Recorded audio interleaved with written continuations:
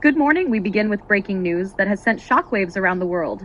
At approximately 03:45 local time, Russian forces launched a large-scale surprise invasion of the Mediterranean island of Altis, in what military analysts are calling one of the most aggressive offensive operations in recent history. Reports indicate that the Altis airbase, a crucial military installation, was the first target struck in the early hours of the morning. Unconfirmed sources suggest that Russian aircraft and precision missile strikes disabled runways and critical infrastructure within minutes, effectively grounding all defensive air assets.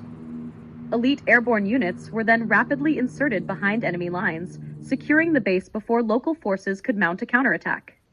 As the airbase fell, waves of Russian amphibious landing forces stormed the eastern and southern shores, supported by naval artillery barrages and helicopter insertions deep inland. Eyewitnesses from the town of Kavala report columns of Russian armored vehicles rolling through the streets, with fierce firefights breaking out as scattered Altis defense forces attempted to resist the assault. Military analysts estimate that at least 75,000 Russian troops are involved in the operation, including elements of elite Spetsnaz units, VDV airborne forces, and heavily mechanized infantry brigades. Russian Mi-28 and Ka-52 attack helicopters have been spotted providing air cover, while Su-35 and Su-34 aircraft continued on. The Altis government has declared a state of emergency, calling upon NATO allies for immediate support.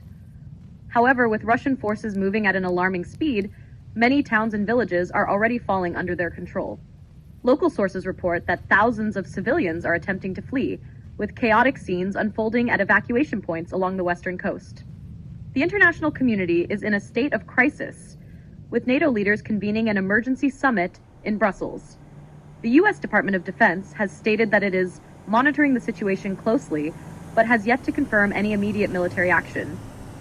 Meanwhile, Moscow has not issued an official statement on the invasion, though Russian state media are calling the operation a stabilization effort aimed at securing Russian interests in the region. As this story develops, we will continue to provide live updates on the escalating situation. Stay tuned.